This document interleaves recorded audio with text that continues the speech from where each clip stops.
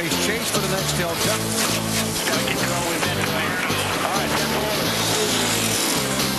We're blowing up in front of you, blowing up in front of you. Come on through here, come on. Caution is out, come on.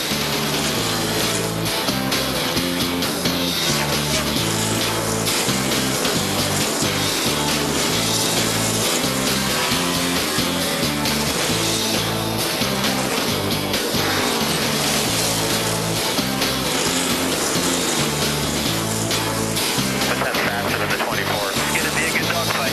We got a better driver though.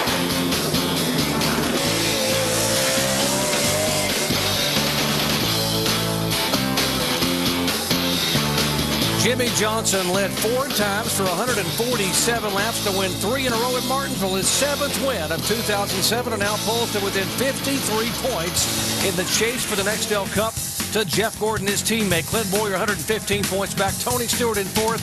Carl Edwards in the top 5. You see Kevin Harvick, Denny Hamlin, Jeff Burton all gained a spot. Big loser Kurt Busch, who struggled last weekend, back to 10th overall in the chase for the Nextel Cup. Now, that was at Martinsville, Virginia. This weekend we come to historic Atlanta Motor Speedway. They've been racing here since 1960 when Glenn Fireball Roberts went to victory lane. 96 races held at this track in Hampton, Georgia. And now this weekend, it is stop number 6 in the countdown to the chase for the Nextel Cup.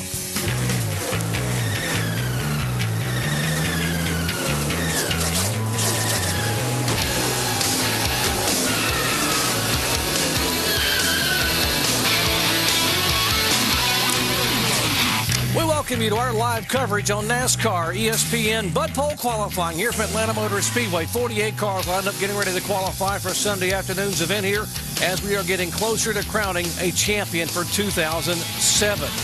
I told you there have been 96 races held here over the years. Dale Earnhardt Sr., the all-time winningest driver here, a 9-time winner. But how about the active drivers? Bobby Labonte, a 6-time winner here driving for the King. Richard Petty this year. Awesome Bill Elliott, 5 times winner here in the home track in Hampton, Georgia. And, of course, 4-time Cup champion Jeff Gordon has won 4 times. 13 winners in the field. 6 of the winners are chase contenders, so half the chasers have won here at Atlanta Motor Speedway. Hello, everyone. Along with the champions Rusty Wallace and Andy Petrie, I'm Jerry Punch. Glad to have you with us here in our pit studio overlooking pit road as the cars line up and get ready to qualify. Now, drivers will tell you that this racetrack has 2 distinct personalities, one for qualifying and one for race day. And Rusty, drivers will also say that if you ever qualified a car here at this racetrack, it is an unforgettable experience. Jerry, it really is, and here's why. This track here, in order to go fast, folks, you got to almost scream going around here. It's a scary lap. A lot of the drivers are coming and say, man, I'm glad that's over, because they're trying to run these corners wide open, and that's one scary thing to do. That's one lap there. They want to get behind them, get over with. Don't like it at all. I've had drivers that will come in literally shaking. Their hands will be shaking just like this. And it's hard to get a car set up to do 190 mile an hour average lap around here, and more than that. We'll see more than that tonight. It takes a lot different setup than it does for the race to get these cars secure so these guys can just leg it down in the corner and hold it wide open. You're wondering who among our chasers have been good at this racetrack. We'll show you about the best average finish. We told you Jeff Gordon's a 4-time winner here, but he's also run here 30 times. The best average finish belongs to Carl Edwards, who has 2 wins and 3 top 5 finishes in just 6 starts at Atlanta Motor Speedway. Carl at the top of the charts, also been the topic in the news all week long. For more, here's Jamie Little. Well, Doc, it certainly has been a tumultuous and emotional week for Carl Edwards following his actions after Martinsville last weekend with his teammate Matt Kenseth. Now, what a lot of people don't realize is that altercation began actually a few weeks ago in the Kansas City Busch race. Great crowd on their feet for NASCAR Busch Series racing at Kansas Speedway. Tell Matt that he's got one coming. That is baloney. Carl Edwards. That is a heck of an impact, man. Oh, this Carl wants to talk to somebody. He give you a thumbs up? I guess. I don't know. They're halfway home in the 10-race chase for the Nextel Cup. What the hell of a teammate was it? Battled my teammate trying to wreck me there because he thought I was trying to hit him. My brakes were heat soaked from no fans, so lucky he didn't wreck us there. And following the race at Martinsville last weekend, Carl approached his teammate Matt Kenseth. This is what Matt had to say about it. I honestly didn't realize we had a big problem.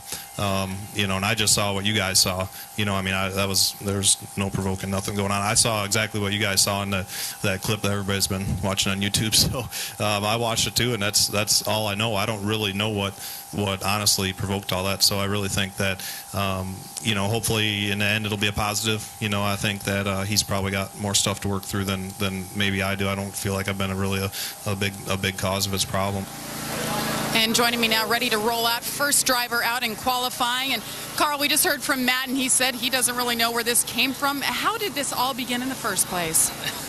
Well, that's between Matt and I. We both know how this all escalated, and it's just too bad it got to what it got to, and definitely too bad it was on TV for everyone to comment on. I mean, the facts are that we're race car drivers, and we're strapped in the race car and doing what we do. That you know, sometimes that competitive fire gets a little bit hot, but you know, definitely proud of all my team, and very grateful for my sponsors and my fans and everybody for sticking behind me. And hopefully Matt and I can just move on and you know, be the teammates that we should be and benefit from that together. But definitely been a long week. I learned a lot from it, and if I can get something positive out of it, you know, it was worth it. Well, there's a lot on the line this weekend. A lot of people looking at you. You've done so well here. Got your first Cup victory, first Busch victory here. You're going for the Busch Series championship this weekend. How do you take this emotional roller coaster and turn that around to focus on what needs to be done this weekend? Well, the biggest thing is just to look at the positive side of everything. You know, at least how I got to feel how a lot of people felt about me. Been walking around and didn't tell me, so that's good. And I definitely learned who my friends are and how much I value my family. And I guess it just kind of hardened me up a little bit and, you know, make me realize what's important and what I want to get from racing and how I want to go out and do my job. But definitely too bad it happened. You know, if I could take back, you know, letting it get to that, I definitely would. But that's what we got. And the key now is to go win the Busch Championship, go race this race car on Sunday, and do a great job for Office Depot. Well, let's put your helmet on, get back to business as usual. And for the other side of that, let's go over to Mike Massaro. And, Jamie, of course, the man in the middle is car owner Jack Roush. And, Jack, how concerned are you about this situation? Well, you know, the first thing I'd say is the independent, competitive spirit among the drivers at Roush Fenway is alive and well. Some people would think that maybe team orders would stop that sort of thing from ever happening, and the fact is there's no orders that would get in the way of the enthusiasm and the individual motivations that the guys have. You know, Carl obviously was outside the bounds of acceptable behavior between drivers, and not only between drivers, between team drivers, between drivers in the garage. And you know, he's sorry for that. He's addressing that. We spent the week having conference with, I spoke to Carl's mother, I think, 3 times. She has great influence over Carl. And talked to the coach and the trainer that he has with him most of the time. And talked to Carl, talked to Matt, talked to Greg, talked to all the car chiefs and the general manager, Max Jones. And everybody is working to get folks with the understanding that will allow us to go back and build something that won't stifle the individual enthusiasm the guys have, but at the same time let them to be as respectful and as considerate as they need to be of one another's feelings. Thanks for your time, Jack. Thank you. Guys, a little bit of tension, I might say, at Roush Racing this week. And, you know, that could be a good thing, according to what Jack said. And as you could hear, both drivers both trying to refocus, both trying to concentrate on possibly winning a championship, and Carl Edwards trying to win 2 titles. He'll be racing at the NASCAR Busch Series event tomorrow at 3 o'clock Eastern Time. We'll have live flag-to-flag coverage. Our Marty Reed will be up there. Our Rusty will also be joining him with the rest of our cast. NASCAR Nextel Cup Happy Hour, 6 o'clock Eastern Time. NASCAR Now, and our live coverage on ABC Sunday, 1 Eastern Time from here in Atlanta. Our coverage of NASCAR Nextel Cup qualifying from Atlanta Motor Speedway being brought to you by Rebestos, the best in brakes. Sun setting just east of us here, and you see we are at Atlanta Motor Speedway. Live qualifying, 48 cars will line up in the NASCAR Nextel Cup Series. The first one roll off, the fellow you just heard from a moment ago. Carl Edwards, Office Depot Ford. Carl has, as you saw, has the best average finish among the drivers in the chase. He's been here 6 times. He has won twice. He swept both races here in 2005. His very first career NASCAR Nextel Cup win came here in the spring of 2005. And all, by the way, on the same weekend, he won his very first NASCAR Busch Series race. He's had a lot of things happen in his life, that's for sure. But one thing that's going to happen right now, he's going to probably have to hold his breath for 2 laps right now, Andy, because he's going to have to stand on the throttle. The sun's going down, the track's cooling off. He's getting ready to run a qualifying lap that's probably going to make him hold his breath, that's for sure. Boy, that car right there looks like it's awful shaky going through that corner. And boy, in qualifying, you've got to run these corners so hard, it's unreal. You're running over 200 miles an hour going in the corners. About 210 miles an hour to be exact, Jerry. Guys, they practiced in the middle of the afternoon here, and it was much warmer, and it's getting cooler now. How does that affect what happens with the cars here in qualifying? Well, generally the cars tighten up more. You just get overall grip, more grip total. Now, it's really not going to change the balance front to rear. Andy, your experience has probably been they just run faster, I would say. They just run faster, and they don't, these guys have a lot of experience with this kind of qualifying. They do this a lot. They practice during the day, and they qualify at night. So they really know how to handle this as far as car setup. But you see this racetrack's gotten so much more bumpy. I mean, it's always been fairly bumpy, but it seems like it gets more and more so every time we come here. Carl Edwards, first time by 29.23. That is much quicker than he ran in practice. And now the second lap even quicker than that, at 29.20 at 29.207. And that's a very good second lap, 189.818 miles per hour. Much faster than what he ran in practice today. You see him slowing down. Let's check in where Jamie is caught up with a former Indy 500 winner. That's right. You know, we've been talking a lot about Sam Hornish Jr. He's trying to make his 6th attempt at the Cup Series race, and he has yet to make the field yet, but we'll get his feelings on today. Sam, you had one practice session under your belt. What are your chances here for qualifying? We feel pretty good about it. This is the only track that we've been to so far that I've actually been here in a stock car before, so we're hoping to look real good in it. Mobil One's back on as a sponsor again, and felt pretty good about practice. Felt like there was definitely some speed for us to pick up in qualifying, and hopefully we'll get the job done today and be in the race on Sunday and have a good run then. All right, we'll see if Sam Hornish can make it work, guys. As he said, second time he's been to this track at Atlanta. Sam just trying to catch a break. He's been awfully good in practice at a number of different races, and just for some reason in qualifying has just barely missed the show. Here's the 40 car. Second car to go out, David Strimmy. David was 15th fastest in practice. You see these guys drive down in this corner, and they got all these bumps they have to deal with. They can't run right on the bottom. Well, you see David's really struggling coming off turn 2 of keeping his car down on the bottom of that corner. But guys, it can't be an advantage going out this early. Carl Edwards, I feel, was at a disadvantage going out first.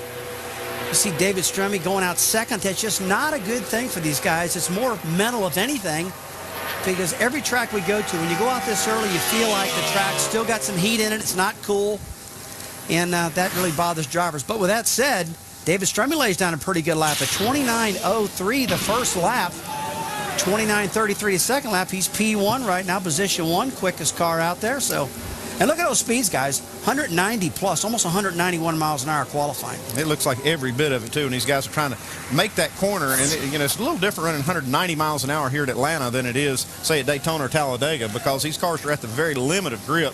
These corners are a lot tighter than you see at Daytona or Talladega. By the way, back in the spring, Ryan Newman on the pole at 193.124. The all-time track record is held by Jeffrey Bodine, 197.478 miles an hour. That's back when he had old Tim Brewer wrenching the car and bringing him here when the first time they ran a race here on the flipped configuration back in 1997. Here's Kurt Busch. We told you he struggled last week at Martinsville, and Kurt Busch, 31st place finish cost him 3 positions in the chase standings.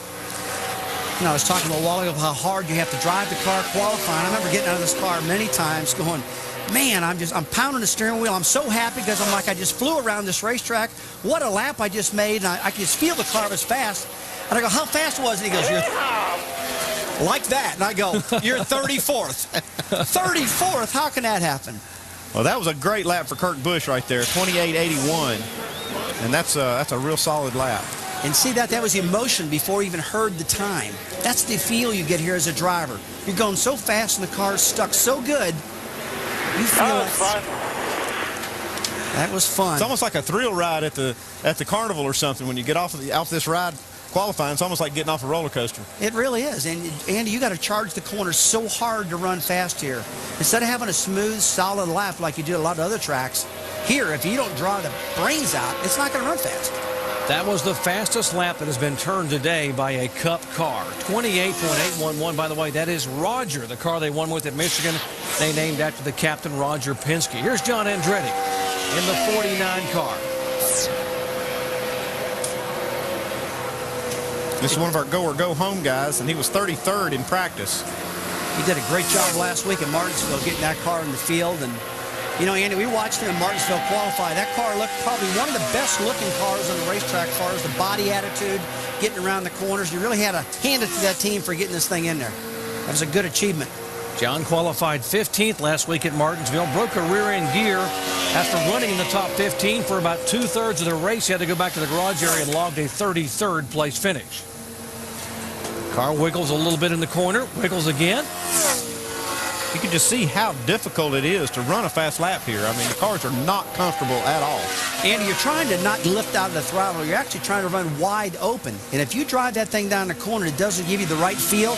You just can't get your right foot to stay down. That baby's shaking. You're nervous. And you're like, oh, man, if I don't do this, it's going to be a bad lap. Some of them just say, you know what, that's all I got. I'm uncomfortable doing that. Let's get this baby ready to race. That's the way I was. John Andretti, 4th among the 4 cars that have qualified at 29.291 laps. Remember, he's one of the guys that has to make it in on time and speed. More qualifying in a moment. Back at Atlanta Motor Speedway, Dale Jarrett on the clocks here at Atlanta. Former NASCAR Nextel Cup champion, and he won that championship right here at this racetrack. Former winner here at Atlanta Motor Speedway back in the spring of 1997, where he led 253 laps that afternoon.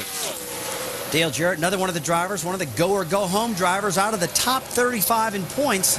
And he's really going to have to run the qualifying lap of his life tonight to get this thing in the show. But Andy, I like the way that car looks. Front end's right on the ground. Good looking car. Just going to run one lap. Is a great lap of 28.92. He's the second car in the 28-second bracket. And Dale was 26th quickest in practice, and they really liked how the car felt in practice and really didn't get to do a lot of qualifying runs. So in the top 30 in practice, and now he is second on the speed charts. Here are the guys who need to qualify on time. Dale Jarrett and John Andretti have already run thus far. Right now, Jarrett is second quickest behind Kurt Busch. Let's go down to Mike Massaro standing by with Kurt Busch. And, Doc, the comment over the radio from Kurt Busch was, that was fun. Yeah. Certainly looked that way. Yeah, my guys gave me a great car.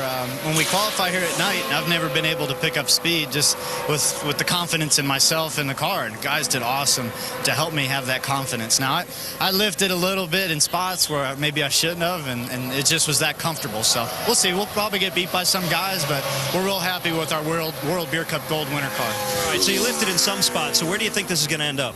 I would say top 10, but who knows? I mean, this is qualifying, and this car, it's been very turny. It's been very responsive to me turning the wheel, which is promising for a good Sunday. Well, guys, an awfully fast lap so far here, setting the mark by Kurt Busch. Kyle Petty got to qualify, and Kyle had a really good run going last week in Martinsville, Virginia, in the 45 car. Trying to make his 54th start at Atlanta Motor Speedway. First lap of 26.69. Yeah, he really struggled in practice, guys. I mean, Kyle had a tough time getting the car going. 44th in practice. So he's really going to have to pick it up to get it going right now. You know, the guy with the worst disadvantage probably going in this was Carl Edwards, #1 going out, and that's definitely going to hurt your speed. Kyle Petty, he goes out 6th now. These early fellas are probably not too happy going out this early. Well, the good thing about Kyle is he's got a guaranteed spot, so he's not one of the go or go home guys. Yeah, Kyle, by the way, is 34th in owner's points, just 6 points, though, in front of the 35th place car, Dave Blaney, and owned by Bill Davis. Talk about a guy who thought he was going to have a really good weekend, and if you look at the practice sheet, you'd understand why. Jamie Little standing by with Casey Kane. Casey Kane smiling when I asked him about practice today, Casey, so I hear you guys could be a threat here. How's your car feeling? It felt really good. You know, in practice, we made a couple runs, made a practice run, race run, and I was pretty happy with it. I think this is the best car I've had in a while. They've changed the body up a little bit and done some things, so it's different than what I've had, so I like that. It's a change, and I think we're going to go fast tonight in our Dodge dealers, UAW Dodge. How does it feel as a driver to come back to a track where you just won recently? Last year, it's only been a year since you won here. Do you get that feeling back again? It feels good. I mean, we had that 2 weeks ago at Charlotte. We have it next week at Texas. So we're hitting some of the tracks that we were really good at last year. And I just hope we get some things figured out. The team's been doing a good job. Everybody at Gillette Evernham has been stepping it up and doing a good job. And we need to finish strong. It'll be exciting. All right, everybody who's watching Casey Kane, see what he can do, guys. Casey Kane atop the speed charts, former winner here. Sam Hornish on the clocks. 3-time IRL IndyCar champion, 2006 Indianapolis 500 winner. There's Roy McCauley. You see not much of expression from Roy as he came by that time. And Hornish at 29.387, first time by. That is 6 out of the 7 cars that have gone out thus far. He's going to try to get just a little bit more speed out of this car. Sure, Roy's told him that's not quite good enough to feel good about being able to make it. And that first lap, he came through turn 1 and 2 in that rear. It was sliding all over the place. He was real loose. Now you see smoke coming out of the back of the car. You know, this is a fellow that I really feel for. He's tried so many times to get this thing in the field and just keeps coming up short. Saw the back of the car slip a little bit and a little smoke come out of it. A little slower second time by. That's a lap we'll take for Hornish, 29.387. By the way, that's 0.2 quicker than the fastest lap he ran in practice. And we told you this second lap was a handful. Take a look at this. See him drive down in the corner. We see quite a bit of smoke coming out of this car after this run. I don't know if they maybe have something leaking on the rear tires, but that car did slip a little bit getting in that corner. Yeah, this car is just not handling correctly. It's you know, it's tough. It really is. You know, the driver's only been here one time in the past. Now you expect them to go out there, run close to 200, not get out of the throttle to make the field. That's a lot to ask for. He is the Indianapolis 500 champion. One of the greatest drivers around, but you know what? This is a stock car. And I got to believe that once he gets comfortable here, though, he's going to be awfully good because he's just so good on the ovals and feeling the car in an Indy car. Here's the 83 car, Brian Vickers, his Toyota, trying to get in the field in qualifying. In fact, both of the Red Bull cars very good in this final practice session, Andy. This 83 car has missed the last couple of races. Oh, when he gets on the apron right there, that's going to hurt his lap a lot. Yeah, you saw it kick the rear end around a lot, but he lit up the racetrack there. And yeah, that's not what you want to do here. But these guys, you know, missing a couple of races will get you motivated. Still runs a pretty fair lap there, 29.14. But boy, that had to hurt a lot getting on that apron. I'll put some 4th quick right now. See if he can pick it up the second lap. Vickers was 12th quickest in practice. Teammate Allmendinger was 16th quickest. Both these cars moving up the speed charts after what's been a frustrating couple of weeks for Brian Vickers.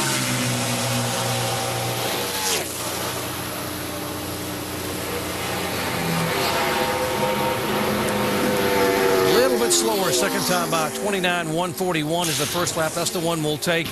And he is 4th of the 8 cars that have gone to qualify thus far. Qualifying ongoing in Atlanta. When we come back, we'll be joined by a very special guest.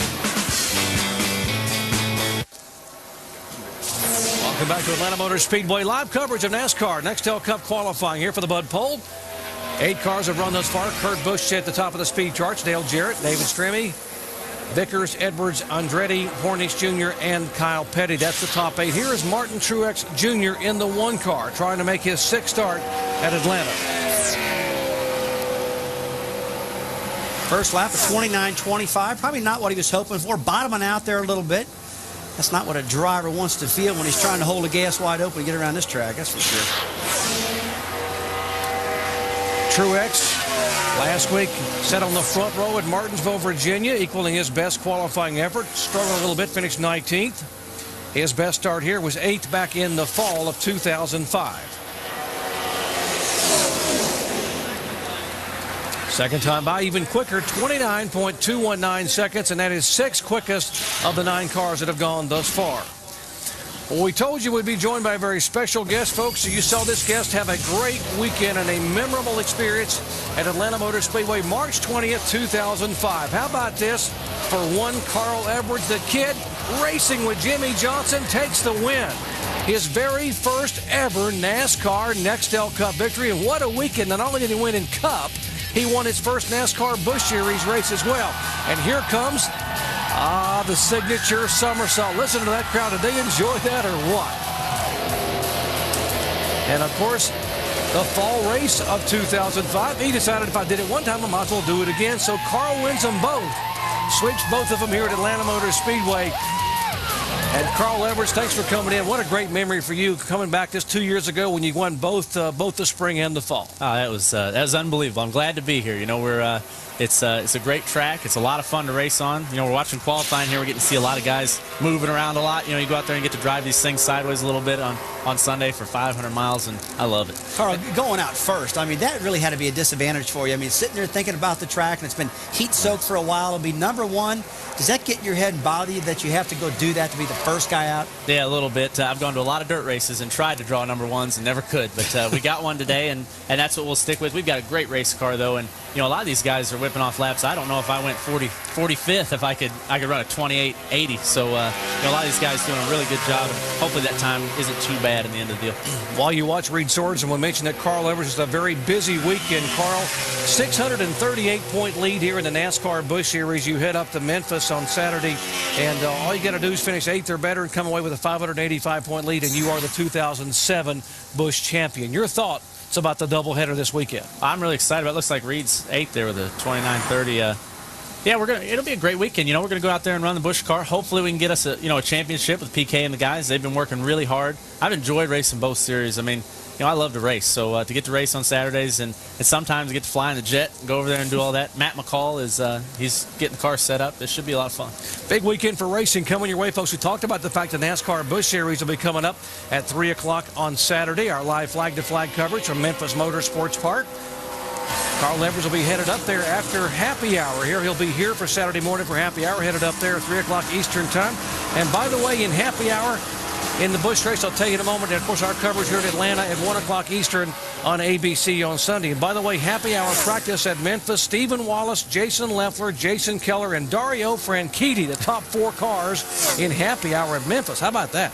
That test must have gone well when you went out there and showed them how to do it, Rusty. Yeah, we did a lot of testing. They were down in Lakeland, Florida, testing out at Iowa, and it worked out good for them. Wes Ward is the crew chief for Stephen this week out there at Memphis, so we're looking forward to that. Man, that is a crystal clear picture on that Sharp Aquos TV, I must say.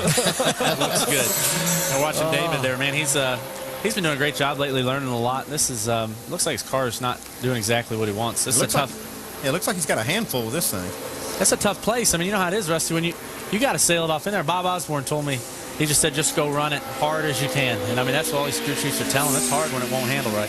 Carl, we were talking earlier. I was talking to some of the drivers that are saying how this is a scary place to qualify. What's your feelings on qualifying here? I like it. It's not as scary as a place like Charlotte because the Goodyear tires that we have here seem like you can move a little bit more. So at least you get some warning before you spear the fence. So I like it. You can go real hard though, and you can lean on the tires and you're sliding and pick up the gas. And it's always a fun place for me. It looks to me like the track's getting a little bit rougher as the years go by here. We watch some of these guys. They can't hardly get the car right on the bottom because it seems to be so rough. It is a little rough, but there's some weird dynamics. You know, everybody's got these coil-bound setups and stuff, and you ride in the corner, and it's a little rough, and it sits on the spring, and all of a sudden, you can't get to turn, and it turns quick. So I'm real careful not to be real close to the bottom in case that front end hits the apron. I mean, we saw Brian Vickers do that, and that was that hurt his lap. Next car to go out, Elliott Sadler. And by the way, Elliott sat on the front row here in the spring, and he has qualified very well 6 times in the top 10. He said he likes this racetrack, and he was all smiles when I talked to him in the garage area prior to going out to qualify. That thought he might have something to get again in the top 10 here tonight. You can see why he's smiling here. This tracker's tracking pretty close. It looked pretty good. To the pole there of Kurt Busch. I don't know if I was seeing things, but it looked like it was just a little bit loose in 1 and 2, and he didn't lift. It didn't hurt him down there, but 3 and 4 to me was a little bit looser. I bet if we could listen, I bet it was a tick loose. Our tracker showed that's where he lost all of his times coming off turn 4 to the start-finish line. That's a pretty good pickup. He was 28th in practice. Some guys made qualifying runs, some of them didn't, but that's a good pickup for him. Mike Massaro? Can't hear you. And catching up with Martin Truex, just discussing where he is on the pylon right now. 7th. What'd you think of the lap? I don't know what to think. It felt good. It just didn't go fast. So typically we qualify in the 20s here, and in 50 laps we're up in the top 10. So hopefully it'll be the same way. Not real sure what to think. We were decent in practice. We were top 10 all day, and I just thought we only picked up a 10th, and it felt real good. So we'll just have to see what it'll do tomorrow. Saw you debriefing, a rather lengthy debrief with not only your crew chief Kevin Manning, but also Ryan Pemberton. What were you guys talking about? Why it didn't go fast. and what did you figure out? Yeah, I'm not sure. I mean, it drove really good. The balance felt good. The only thing I can think is our air pressure was off a little bit to get max grip out of the tires. So we'll just we never, like I said, we don't qualify good here, but we race really well. So I'm looking forward to Sunday. It's one of my favorite tracks. It's Martin Truex Jr., Doc. Thank you, Mike. On the track, Bernie Lamar, 27-year-old of West Sacramento, California, trying to qualify in the 08 car. One of the go-or-go-homers, has to qualify on time and speed. Looks like he had a great lap going to the car, just really jumps. You see it? Oh, he's just about to lose the car right here off turn 2. Man, that is a driving son of a gun right there. And guys, you know he's a go-or-go-homer, so he's on the throttle. He's giving it all he's got, and he almost busted it right there. That baby was big-time loose and still runs a 29.37, and he's 10th right now. That's a good run. That's amazing. That is unbelievable. I don't know what Rhinos is, but they got to be proud of him for that. I think it could have been a tore-up race car. Carl, we heard Martin Truex just say, I don't know. The car felt good, but it really didn't go anywhere. That's how mine felt. Man, I thought they were going to say 28.90 or something like that, and they told me I ran a 28 or a 29.20, and that's tough. Here's Lamar loose, and Carl, he does have a handful. Man, yeah, you got to decide if you're going to stay in it or abandon ship there. He stayed in. Got to make a decision. If he abandons, he's going home, right? Yeah, no joke. He probably wants to hang out here a little longer. That's pressure right there. He said, I've been waiting too long to get this opportunity. You know exactly what he's thinking about. Speaking of opportunities, how about Casey Kane? He was the quickest car in practice. He ran a 28.99 in the warmer temperatures of the afternoon, and now it's cooled off at night. Everyone's picking up. Carl, what do you think we're going to see out of the 9 car? Man, that thing's fast, and he does a great job qualifying. And I think being 14th, I think it was you, Rusty, was telling me the guys that are right around 20th and stuff might, be the guys to watch. It might actually cool off too much later, so he could be a pole contender for sure. Talked to Ray Abraham earlier this afternoon. He was really excited about this car, guys. It's a brand new body design they've got. They've been in a wind tunnel a lot, and he thinks it's probably the best car they've had in the track all year long. Remember the win he had here at the spring of last year. He won from the pole, and that was his first of a series-leading 6 victories in 2006. He has yet to win. In 2007, his best finish second at Bristol Motor Speedway in August. It's a great first lap, 28.93, a pretty good lap. And he's faster here than he was down the back straight with the first lap. It looks like just a tick. Yeah, he's got a better lap going right here if he can hold it off turn 4. That's where everybody has had a problem. You see that tracker start to go downhill. He loses all that time off turn 4. I think that just shows you how well Kurt Busch got off of turn 4, because that's the reference lap we're looking at. Yeah, I didn't get to see it, but he must have been really on the throttle for sure. Casey King clocks in 3rd quickest by virtue of that quick first lap. Now, Jamie standing by with our leading Robustus Rookie of the Year candidate, Juan Pablo Montoya. And we got his first top 10 in the Cup Series here in March. How did you figure this track out so quickly? I think the extra grip. It was the first time actually in a big track with the extra bank here that you actually felt pretty comfortable in the car. So, and the car was actually pretty good. So we ran pretty good all day long. When last time we were here, we'll see. We did a lot of changes today for the car to make it a little better in qualifying, and we, improved every run. So we'll see what it does now. You guys have only had one practice, but what kind of indication did you get? What can we expect on Sunday as far as a race car is concerned? Hopefully a good car. It's once we start running the top, we'll see exactly what the car can do. All right, Juan Pablo Montoya waiting to go out, Doc. Juan Pablo, you talked about that top 5 finish he had here in the spring. How about the 96 car? Tony Raines has done a heck of a job. He had that great top 10 finish at Talladega and drove his tail off at Martinsville last week to get a pretty good finish there on the short track. This is a fella I always like talking about. He's done such a good job in the 96 car, keeping this car in the top 35 in points, and that's a big deal. Carl, you see these guys trying to get qualified with all this pressure. And the job he's done this year has been really good. Huge pressure. Tony Raines is, always a really nice guy to talk to. Seems to do his business on the racetrack and does a great job. So, man, it was good to see him run so well, last week at Martinsville, and hopefully he has a good run here at Atlanta. Andy, probably one of the toughest racetracks for a crew chief. Get them handling good. Especially qualifying. I don't know, what it just takes, such a tighter setup. You just got to get that car just right. You don't want the car to push, but you can't have the back end of the car happy. Just like Carl said, man, you got to, it's hard to make a fast 190-mile-an-hour lap around here, and you got to have something under you.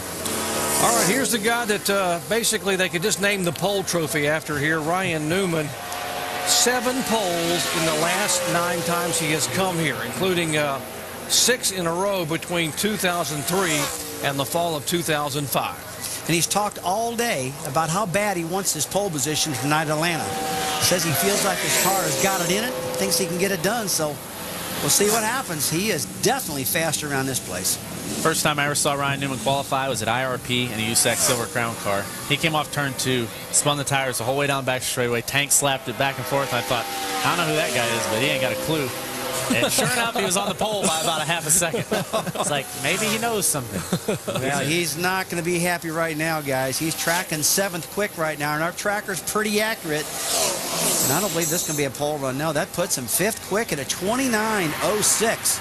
That's a surprise to me. I really expected him to be the pole man. Yeah, he ran a 28.70 back in the spring, over 193 miles an hour to put that car on the pole. Carl, we talk about you doing double duty all week. All year long? What is the biggest challenge for you as a driver in trying to continue that schedule in the Busch and Cup to win the title in both series? Well, the biggest challenge is one that I don't have to face this weekend. You know, we don't have to go back and run practice, you know, back and forth in the cars. That's the toughest thing. You know, that and the responsibilities off the track. You know, you just have to really love racing and say, this is what I'm going to do every day all year. So you think that going back and forth at the same racetrack is more difficult than going back and forth between cities to run the race? Right. I hate to break it to everybody. They always think these are the tough ones, but right now Matt McCall's practicing at Scottsford. I'm here racing this Office Depot, and I just get to run out and jump in the car, and that's pretty simple. Yeah, well, that's interesting. I would have thought that it had been harder to run these races that are in different cities than it would be at the same racetrack. It is hard for everyone else, but it's not harder for the driver, I guess. Well, you wore me out watching you at, I believe it was Milwaukee, Wisconsin, running from that helicopter wide open down pit road, jumping in a car and going out. And I believe when you jump in it, you're running a pole position. Yeah, I don't know. It's been fun, man. You know, Clint here, we're watching him. He's one of the guys that does it a lot, runs back and forth. I know you and I got to do it at Kentucky a couple years ago, and, you know, we just like to race. Clint Boyer out to qualify. He's 3rd in the chase points, 115 back. He, the chase newcomer, sort of the Cinderella story of the chase this year, getting his very first Nextel Cup victory in race number 1 of the chase up in New Hampshire. And his first time by, guys, not that good. 29.50. He is 14th of the 17 cars that have gone out. He's really struggling around this racetrack. It looks like the back end, that back end of that car is flying out from under it. You know, he went out and did a qualifying run earlier today, and he was number 1 for a long time. Guys, I'm sorry. You don't have to apologize, buddy. Yeah, we see it. He was number 1 for a long time at a 29.17, and so he's definitely slowed up a lot in qualifying. But he told me, he said, you know what? Even though I'm number 1, this car feels terrible. So he's really still chasing it. Yeah, it's crazy. Clint Boyer will line up 10th right now of the 17 cars that have gone. Kurt Busch, the guy they're chasing. Tony Stewart, could he get there? He's coming up to qualify. 2-time winner at Atlanta, including this race a year ago. And how about Kyle Busch? You know how good he is at 1.5 mile ovals. He's coming up as well. Back with more in a moment. Back at Atlanta Motor Speedway, live coverage of NASCAR Nextel Cup qualifying for the Bud Pole. Along with Andy Petrie, Rusty Wallace, and our special guest, Carl Edwards. I'm Jerry Punch. Glad to have you with us. Here's the 7 car. Former pole sitter here, Robbie Gordon. It's another car. Looks like he gets snookered in and going low on the racetrack, and they hit that bump and bottom out. It's like there's a bunch of grip right by the white line. But you don't know how much there is till you run it a couple times. And so you go down there and it's like, you know, don't grip and turn to the apron. And that looks like what had happened there. You can see his hands there come off the corner just sawing, man. That's crazy. Robbie Gordon's lap clocks in 15th quickest. Our Mike Massaro is caught up with Ryan Newman. And Doc, with 7 career poles here at the Atlanta Motor Speedway, you always expect that Ryan Newman is a threat for the pole, but not to be tonight. What happened? I don't know. I mean, it really felt like a good lap. I mean, I know I drove the car hard, and it felt good. The balance was good.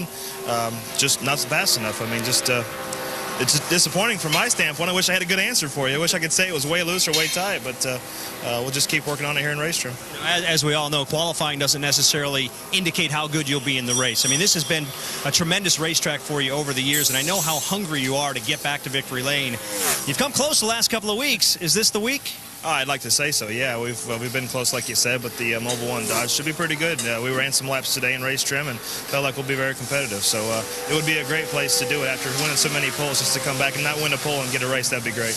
And Doc, talk about hungry drivers. Ryan Newman looking for his first victory since 2005. Yeah, trying to get it done here. He's been awfully good in qualifying. His best finish in Atlanta is 5th. Here is Mike Skinner, by the way, the 1995 NASCAR Craftsman Truck Champion, and 97 Cup Rookie of the Year, driving the 36 car. Lots of sparks, guys. They've missed something here on the setup because they're not. You don't want to see this. I mean, sometimes you'll see those cars spark a little. There's way too many sparks, and they've got this car. They really missed the setup a little bit here on this thing for qualifying. Now, what I want to know is I listened to Ryan Newman, and I felt like he did. I felt like the car's balanced great, but it wasn't fast. As a crew chief, Andy, what do you do? I mean, what can you do when a driver says that? Well, sometimes the car's just too comfortable. I mean, you see sometimes if you go back here and look at Kurt Busch's lap, he wasn't a bit comfortable. Yeah. And he was sliding the back end quite a bit. And I think to get the most out of a race car here, you've got to have that thing so edgy, and the driver's just got to make it up. Yeah, let's watch Skinner's hands here on video. Well, he's got to look at the car just scraping the racetrack there. Watch him just hanging on. Right. He can't make a decision whether he's trying to qualify or put a fireworks display on. I mean, I think he was doing both. Man, that car was driving itself. He was just giving it suggestions. Yeah. That's a good way to put it. I never heard. That's a good one, Carl. That guy's funny. I like that. He is. That's why I don't ride horses, because you are not in control. Folks, he'll be here all week long. Comedian Carl Edwards here when he gets in the pit studio. Juan Pablo Montoya out of Bogota, Colombia. Formula One ace and former Indy 500 winner, now leading in the Rookie of the Year standings by 19 points over David Reagan. Had that great top 5 finish. You heard him talk to Jamie Little earlier. Let's see what Juan Pablo can do here in the Ganassi Sabatos Dodge. One thing I saw through that corner is he didn't even look for the bottom. He was 3 lanes up going in the corner. He never tried to get to the bottom. In his interview, he said he can't wait to go to the top, I think, to see how fast it's going to go. I think he's one of those guys that just enjoys running the top around this place. Last time he raced here, he finished 5th. Yeah. And he was right on the top of the racetrack almost the entire race. And that's what amazed me, how close he could run. And it didn't intimidate him at all. Yep, you got to be about half crazy to do there that. There he goes to the top. I don't think he meant to go there that time. 10th quick, 29-22. Looks like he's going to shut it down. That's fine. I think he's going to be a guy like Truex. He's right there with Martin Truex. They're going to run really well during the race. I'm not sure that there's not some thing going on with air pressures, or there's some guys that are running some lightning quick laps, but there are guys back there like Montoya and Truex that are going to run well in the race, I think. Well, if you want to know anything about Atlanta Motor Speedway, you can ask a guy who made his first Cup start here back in March of 1976. How about awesome Bill Elliott? 57 races, 5 wins, 5 poles, and 19 top 10 finishes. He's standing by with Jamie. Well, Bill and I were talking about all of those different emotions and memories, but I want to hear about the 1992 experience. It's coming down between you and Alan Kulwicki for the championship. Meanwhile, Jeff Gordon, this little 21-year-old kid is making his debut. What was that year and that race like for you, Bill? Looking back on it, I believe that was the year that Richard was retiring. Jeff was coming along. And when I came in the race, I wasn't the guy to beat. Davey and those guys were the guys to beat for the championship, and I was kind of the long shot between Alan and myself. And it came down to, Tim Brewer and I did everything we could to win the race. And we won the race, but we just, we won the war, but we didn't win the battle. But, that's just part of what you got to do in this business. But we had a great time. It was a lot of fun racing him and, trying to make the best of it and go from there. All right, well, good luck to you in qualifying, going for his 58th start here, Doc.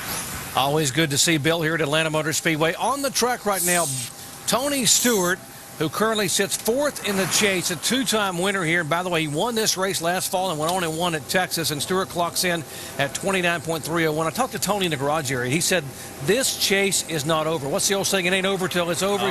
He said, we still got a great shot at it. Absolutely. I mean, that's how I feel. I'm glad to hear Tony feels that way, too, because we're back there and we're fighting. I mean, Kyle Busch is creeping up. And we do that show, The Chase is On. And I've learned so much watching the statistics of it, realizing that, hey, in the first 5 races, guys like Matt Kenseth and these guys who run well have gotten so far behind. There's nothing saying guys like Jeff Gordon and them can't have the same type of trouble in the last few races. We've seen all the upsets in college football. Number 1's been knocked off a couple of weeks in a row in USC and LSU. Favorites have gone down, and thus far in NASCAR, the favorites, Jeff Gordon and Jimmy Johnson, have not had troubles, but could it begin this weekend? All it takes is a stumble for one or both of those guys, and suddenly you've got 6 or 7 guys right there at the door in this chase. And let me be clear, that's our only hope at this point. They are running amazingly well. Kyle's running well, too, and that's our only hope is if they have trouble, because the way they've performed has been championship level. Watching Kyle Busch here, if you want to see why this racetrack's so difficult, you see the mile per hour there going into turn 1 was 200 miles an hour, and he goes in there, and then the car bottoms out and sparks fly everywhere, and that's what makes this track so difficult. So it's real exciting to come off turn 4. Know you got a loose race car, and no, the whole time you're going down in turn 1, you're like, this is going to be fast. This is going to be scary, and it's hard to do. Carl, let me move ahead and talk about Saturday now, the NASCAR Busch Series in Memphis. I mean, how much have you thought about what's going to happen, what could happen tomorrow? I don't want to jinx you, but 8th or better, and you go up there. And what is the strategy, by the way? You're not going to qualify the car. Right, I'm not qualifying. Matt McCall is helping us out with that. My strategy is just to go there and try to win the race. I mean, we had a great car last year. It's a fun racetrack. I'm just going to go try to have a good time. There's so much stress in this sport, so much, competitiveness. It's neat to have a team like my team over in the Busch Series to just go have fun racing. Carl, you're talking old-time short track race, a little flat track, big bumpy, a lot of rooting and banging and crashing at that racetrack. I mean, there was a lot of cautions there last time. I know, it's going to be wild. And, Steven and those guys are running well. I mean, Dario, practicing well. It's going to be a very competitive race at Memphis, I guarantee it. I'm glad to see you giving my buddy Matt McCall a shot in that car to go ahead and qualify it and practice for you. He's a good friend of mine. He drives my late model some in some of these races around home, but glad to see you give him a break. Thank you for training him so well. He's awesome. He's a great guy. I didn't have any hand in that. He's a great driver. You can feel the intensity level starting to heat up for the race in Memphis because there's a lot of young drivers entered in the field that really want to shine there on familiar territory for them. Say they don't understand Daytona or they don't understand Charlotte or Atlanta, but they get that half-mile racing. That's a great point. A lot of those guys have more experience on half-mile, three-quarter-mile short tracks than even guys like myself have. I always race dirt tracks that are that size, so I feel like I'm learning a little bit about short track racing. You got guys coming up who are obviously doing great. It's going to be an exciting race. Ricky Rudd qualifying 21st quickest in the 88 car, his 903rd career start. Now, I've heard you say time and again, Carl, that you've been waiting for that very first NASCAR title. Have you let yourself think about what could happen tomorrow, and what would that mean for you if you're going to, at the end of the day, they say Carl Edwards, 2007 NASCAR Busch Series champion? That'd be great. The last title I won was the Baby Grand Stock Car Association Championship, and won a couple track championships in my local NASCAR track. But to win at this level, that's great. And I'm just so proud of my guys and all the guys at the shop.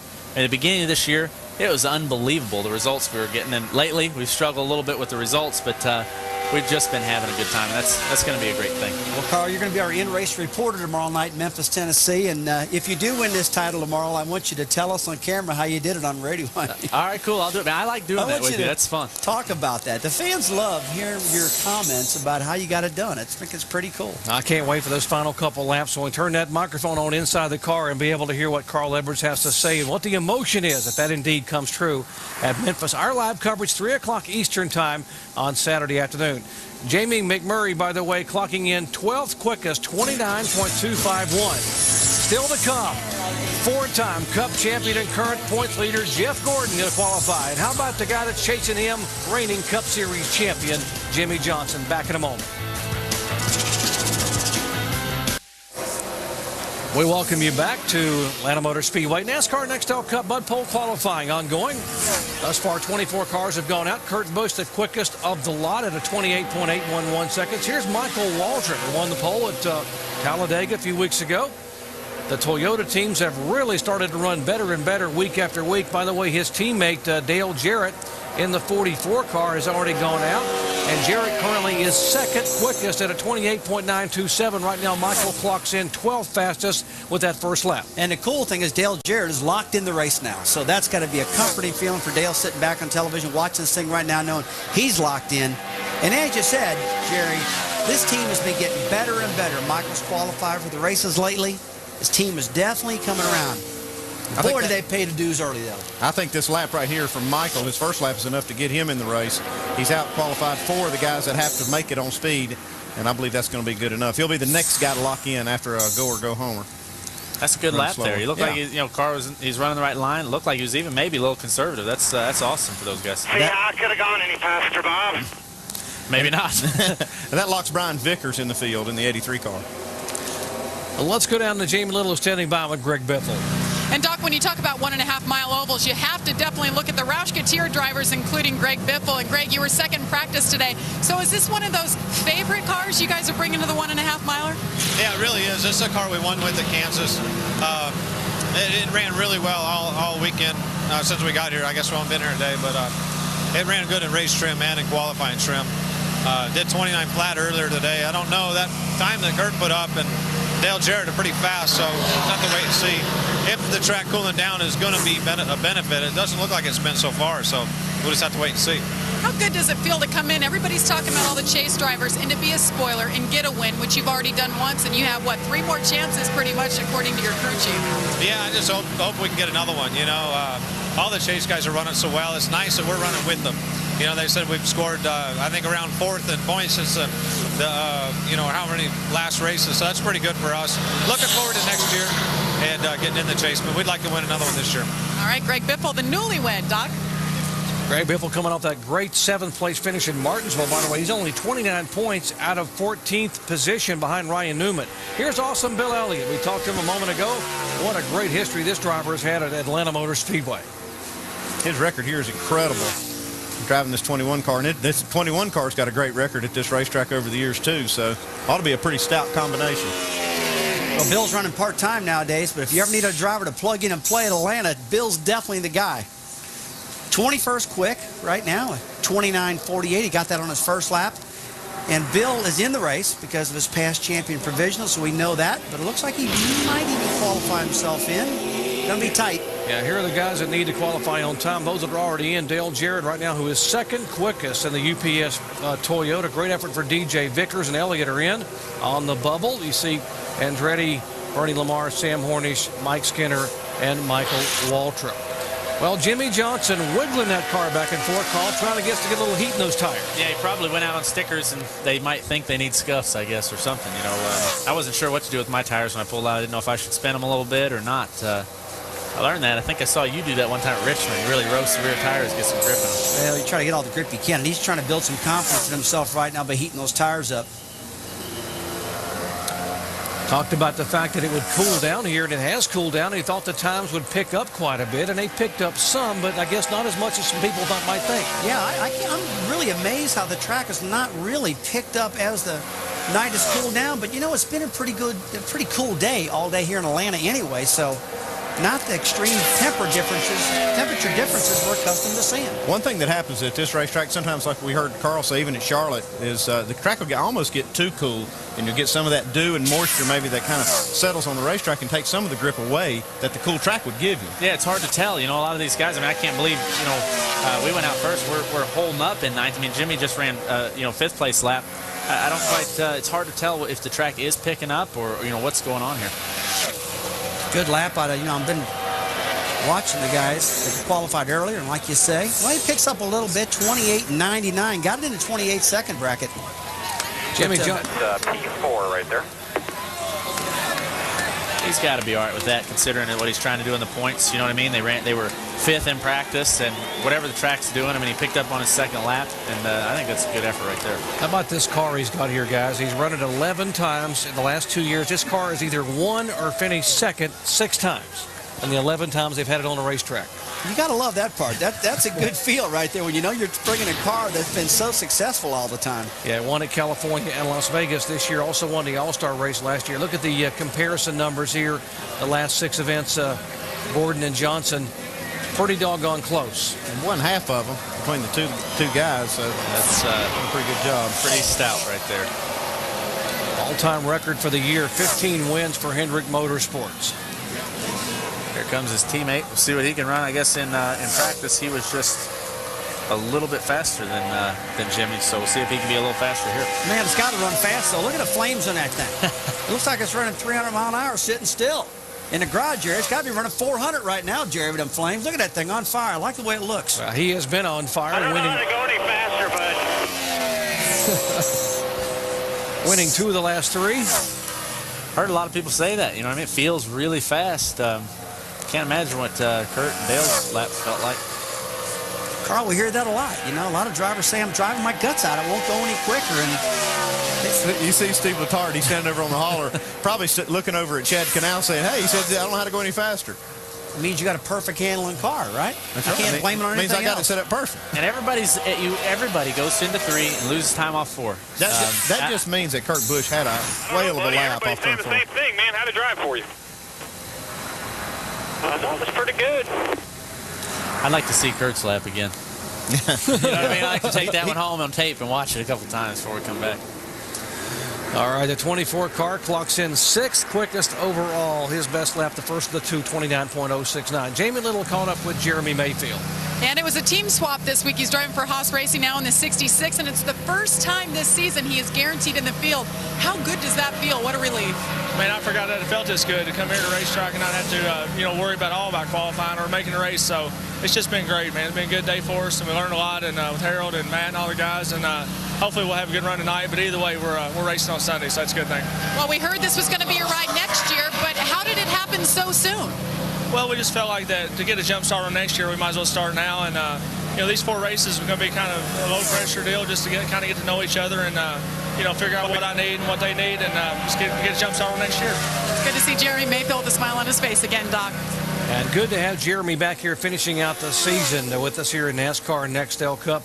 Big smile on his face. Talk about driver swap. Scott Riggs, who's run so well in this car. In fact, had a great qualifying effort here back in the spring. Remember who's coming on board this car here in a few weeks? Patrick Carpentier, the open-wheel ace who set on the pole up at Toronto in the NASCAR Busch Series event and ran awfully well in the Cup car at Watkins Glen. Yeah, he did a great job. He was a really nice guy. Got to hang out with him. Scott's doing a pretty good job here. Just like a lot of people, he's pretty fast on the first half of the lap, and then for some reason having a little trouble down there, but first lap was 17th, and he's hustling that thing around there. I think everybody's going to go back tonight and ask themselves, why has everybody lost speed off of turn 4? Almost everybody in the field is losing it off of turn 4. I know we're going to go take a peek at that tape, there's something to be learned from those laps that those guys up front put down. And Kurt Busch went out 3rd. I mean, you don't generally see the fast lap that early. And you know what he said when he got out of the car? He said, that was fun, guys. I had a good time in that lap. Yeah. And he knew it. He was screaming before he got to the line, like, yeah, I did it. They say if you smile, sometimes it will make you do better and relax. So he must have been smiling in that. Let's see if Jimmy Johnson is smiling. Mike? And he is smiling, Doc, and you saw him right before he took his lap, bobbing and weaving, trying to get a little bit of heat in those tires, but still you came over the radio and said, not much grip. How'd that affect you? Well, I expected a huge pickup in speed from what we saw in practice qualifying. Typically, the sun goes down and you get all the speed and can go. The car had a good balance to it, but we didn't pick up a lot of speed, and really no one has, so it's been kind of interesting qualifying session in that regard. Just an observation we're making. It looks like people are losing a little speed coming off turn number 4. Why do you think that is? Today, turn 4 has been pretty slick in general for what we had with the Lowe's car, especially coming to the green. You don't have enough time to get the tires up to temp before you get through 3 and 4 and try to come off before as fast as you can to start finish line. So I think this track's worn, and we all like that, so we don't want anybody to repave this thing, but it's a little more slick down there off of 4 because of the age of the track. Changing subjects a little bit, obviously I know your mind has been elsewhere this week with all the fires in California, you being from Southern California. What are your thoughts on the issue right now in terms of, I know you've got a lot of friends and family in that area. Yeah, I'm really concerned. I haven't heard of anyone that I know having anything happen to them, but it's inevitable. I know a lot of people up and down the coast there, and the fires have made their way all the way into the ocean essentially, and it's mind-boggling. And in fact, the race winnings from this race, Rick and I are going to donate them to the American Red Cross for the California Wildfire Relief Fund. And from that, we've had a lot of other companies get involved and are going to match what we've done here. Sonic Automotive and Bruton Smith are going to donate. Lowe's is doing that as well. All these people are matching, and as time goes on, more and more companies are getting involved, and hopefully we can raise a lot of money for all the victims out there. And Doc, you, I, and all the race fans out there can help as well by donating on Jimmy Johnson's website. Absolutely. The Jimmy Johnson Foundation, you mentioned Hendrick Motorsports, Speedway Motorsports, and Sonic Automotive Chairman Bruton Smith, all donating the American Red Cross for the relief efforts for all the wildfires there ongoing in Southern California. Casey Mears, guys, a good effort for Mears, 10th quickest, 29.17. You got to hand it to Bruton Smith, Rick Hendrick, Jimmy Johnson, and all these guys, Jerry, for donating that money. I mean, if everything goes pretty well, this could be over $1 million. I'd be interested to see how Matt runs here. They had that engine problem in practice, and I'm almost certain that he did not get a lap. So to jump in this car fresh, just pull the belts tight, go out there and lay one down, looks pretty fast right here. Yeah, it says he got just a few laps in that first practice session. I was standing on top of the truck when that thing blew up. Look at these sparks flying out from under the car. That's probably because he didn't get enough laps on the racetrack, especially in qualifying for him to know what he's going to have. Still, that's a respectable lap. That's a pretty good job. The way that thing's dragging, I'm sure, Chip and Robbie and all those guys did everything they could to get it right. And Matt's just out there right now learning that first lap and hoping he can make it up to second. Look how nice you're being, man. I like this. You know, you're already being nice and mad. I mean, you're trying to make up already, buddy. I'm trying, buddy. I got to put my best foot forward, all right? That's a start. That's great. I obviously did not do that last week, but I'm trying to do it this week. So we'll see what happens here. Hopefully, I wish him the best of luck. Well, I will tell you, I thought your interview before this thing started was fantastic. So good job. Picks it up the second lap, runs a 29.20. Yeah, we might be riding in the truck together. There you go. That's right. By the way, Matt Kenseth was excused, folks, because of trying to change that engine, and he will have to start last because of having to go to a backup engine. So the qualifying is simply for pit position selection there. It's just too tight. Huh. Well, it ran the same exact speed as my car. So how'd you guys do that? Exactly 29:20.7, both of you. I don't know. Just that's happens, a good right? job. I mean, for practice we got and he didn't get. That's great work on Jack Roush said you guys got to get along, so now we're going to make the cars equal. Yeah, that's our plan. That's right. It's all by design. We got this all planned out. Well, it worked. Let's go down where Jamie Little is caught up with Dale Earnhardt Jr. And we're just talking tonight. Nice evening, Dale. You've had a lot of cars go before you. Have you learned anything from watching tonight so far? Do what? Have you learned anything from watching so far tonight when you're ready to go out? Anything you can change or do differently? No, I mean, you know, I've been around here and we run good in qualifying before. We'll just go out there if the car can do it. We'll put it up there. I like racing here. It's one of the best tracks on the circuit, and look forward to the race. We'll try to get us the best start spot we can. Now, we're hearing a lot of guys talk about falling off in turn 4. Did you see any of that? Do you know why? No. I'll just go out there and do what my car can do. And, I see some guys sliding around a little bit. But, I mean, my car drove different every time I went out today, so we'll just have to see. Temperatures dropped a little bit down here, Doc, just slightly, but Dale Jr. obviously doesn't really care about what's going on. He's going to see what his car can do. Yeah, Dale Jr., a former pole winner and race winner here. Here's the 31 car. Jeff Burton picked up a spot in the chase last week after the race at Martinsville by finishing in 12th position. He currently is 9th overall in chase points, some 406 points behind Jeff Gordon. And Jeff Burton will clock in 20th.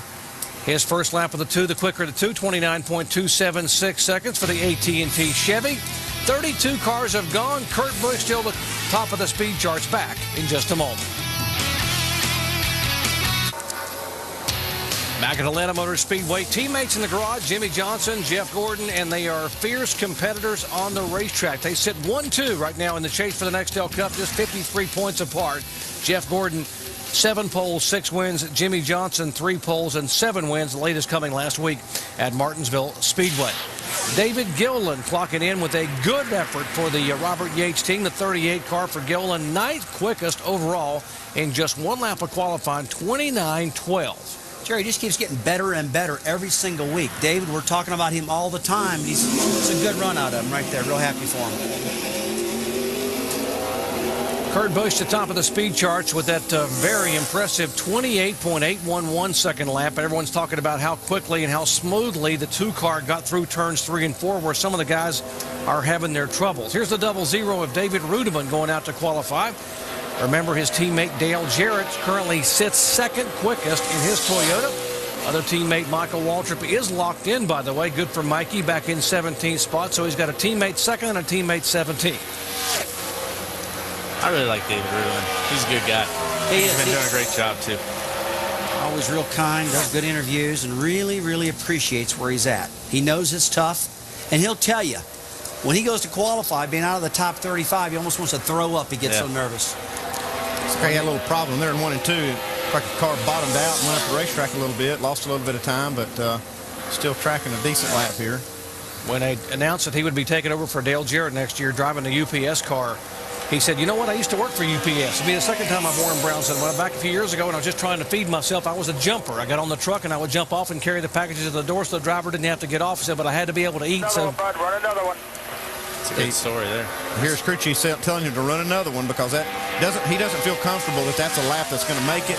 So he wants to make sure that if he can get more, try to get some here. The 29.37 his first lap. That puts him at 25th, and that's definitely not a good lap. He might not make it with that lap. He's definitely got to run another lap to try to pick it up, guys. 38. Yeah, Yeah, David won his very first ever NASCAR Craftsman Truck Series pole here in Atlanta. It was the first pole ever for Toyota in NASCAR, that coming back in 2004. But not a good effort here thus far in Cup qualifying. That ain't going to do it, is it, Frank? Tonight. I'm not sure at this time, bud. Let's see how many more cars go. All right, Mike Massaro standing by with the points leader, Jeff Gordon. And he just got out of his car, Doc. And what'd you think of that lap? I'm probably going to say the same thing everybody else is. Feels great, just not as fast as we thought we'd be. Trying to figure it out because, I'm seeing more RPM. I'm getting in the gas, sooner, driving in deeper. This place does some funny things when it cools down like this. The air quality, I don't know if that has anything to do with it. Probably does, but you think it just makes the track faster, but I don't know. It does some other things too, and I thought that was really going to be a shot at the pole. I was pretty happy with it. So, yeah, I'm excited. We've got Nick Red on board with Cinnamon Surge this weekend with our DuPont Chevrolet, and it's an awesome looking paint scheme, and it's a fast car too. So if we end up anywhere in the top 10, I'll be happy. Now, I understand you let your crew chief take a day off this week, and we're in the middle of a championship chase. It's hard to believe you'd give him a day off. What was the reasoning behind that? Yeah, but it's the Red Sox, man. He's a big Red Sox fan, and I heard about that coming. Actually, they asked me, do you think it's okay if we offer Steve some tickets? I was like, heck yeah. I mean, he deserves it. He's been awesome this year. His commitment has been second to none of anybody out there, of any crew chief, and I like to see him go and root on his team, and it's pretty awesome that they won for him.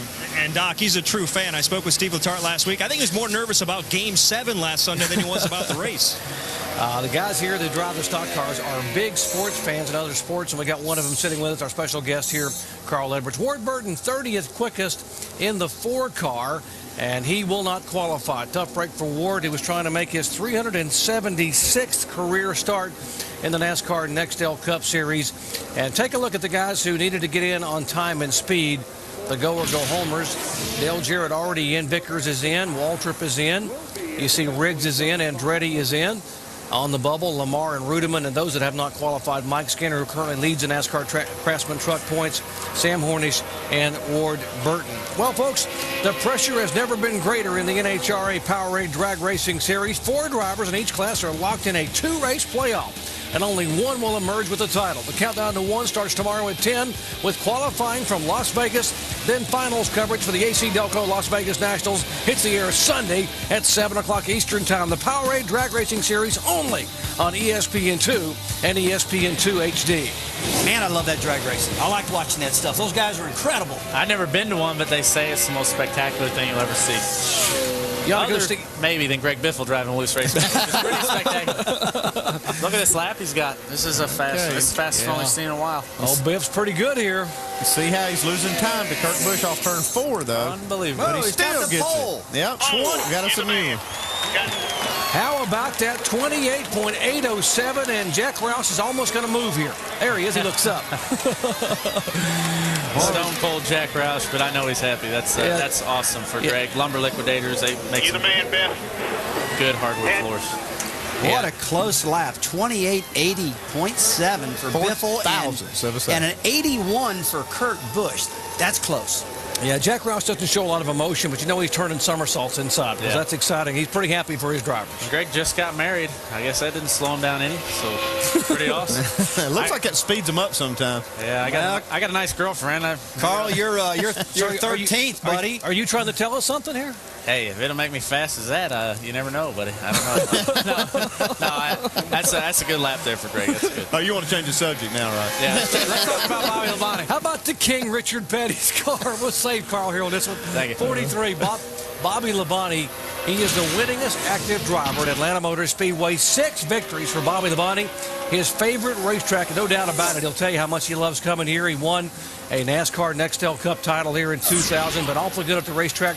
And he firmly believes that he may get a chance to take the King Richard Petty's car number 43 to victory lane this Sunday. He's going to have a decent starting spot to get started with here. 29.09. Smoked me there. That's pretty good. Quick. 43 car. And Carl, I got to believe that if you couldn't win the race, a lot of people in the garage area would love to see the 43 car go back to victory lane. Oh, man, who wouldn't want to see? I mean, Richard Petty is it's unbelievable. The whole Petty family, everything they do for communities, for kids, for everyone. And, you know, Bobby Labonte, you know, one of the nicest guys down there. I think everybody would be happy to see him win. Our Jamie Little standing by with another hopeful, A.J. Allmendinger. That's right, and he hasn't had a chance to race here or qualify because the first time here in March he blew up leaving pit road. So obviously we're going to hope your equipment holds together. But what have you heard or learned about running here and qualifying this car?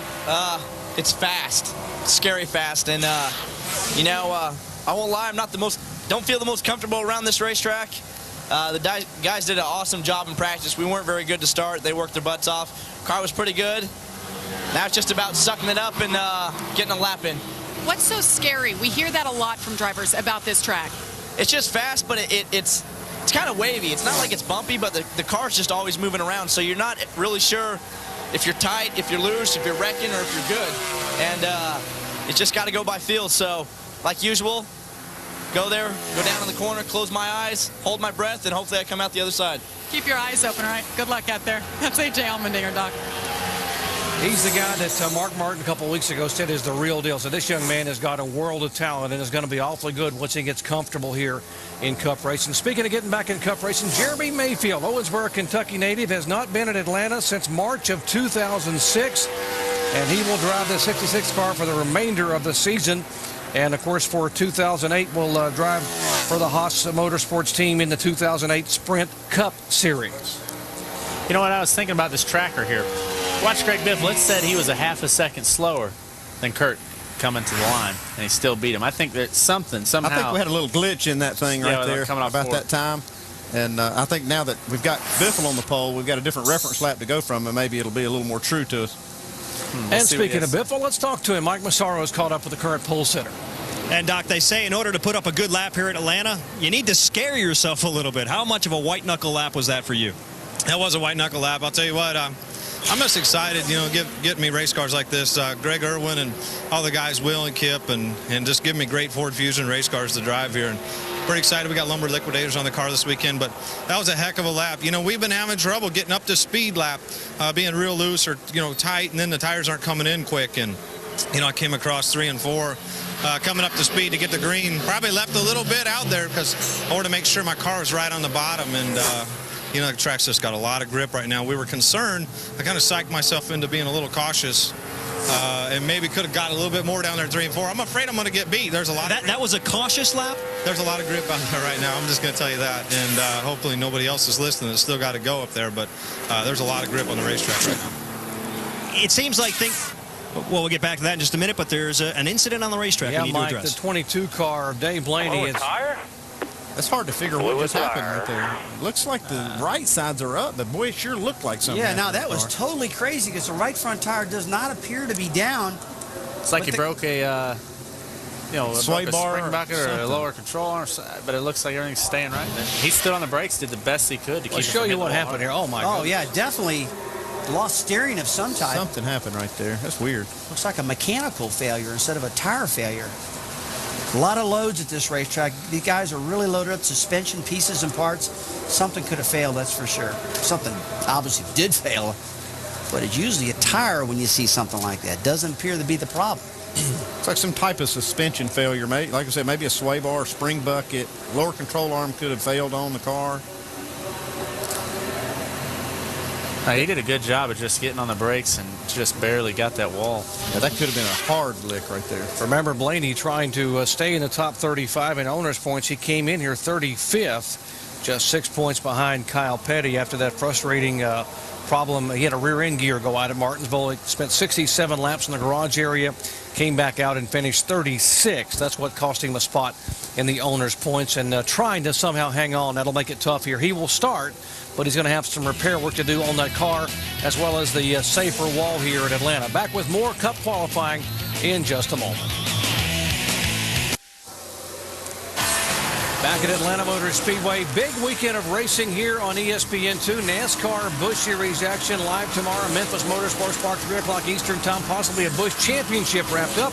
And, of course, the NASCAR Nextel Cup Series chase for the Nextel Cup Sunday, 1 o'clock Eastern time. Live flag-to-flag coverage on ABC. NASCAR Busch Series point standings.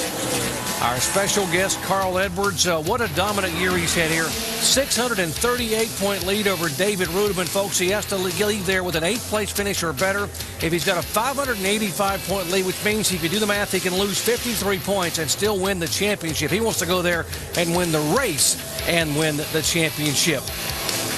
And, of course, Carl, it's almost over, Carl. I know the first half of the year looked like you were unbeatable. The last half of the year, you guys have struggled a bit. What's going on with this team? Well, we've had great performances. We've just had bad luck. I mean, PK and all the guys have been doing a great job, but we just get caught up in things like we did there at Charlotte. And, I put myself in some positions that weren't good for points, and here we sit. But we're still doing really well. We can go out and win a couple more races before the year's over. We've got a great owners points battle going on. With the 29 guys, they've been doing a great job. So it's been fun. Would you do it again? I'm going to do it again. I'm doing it next year, man.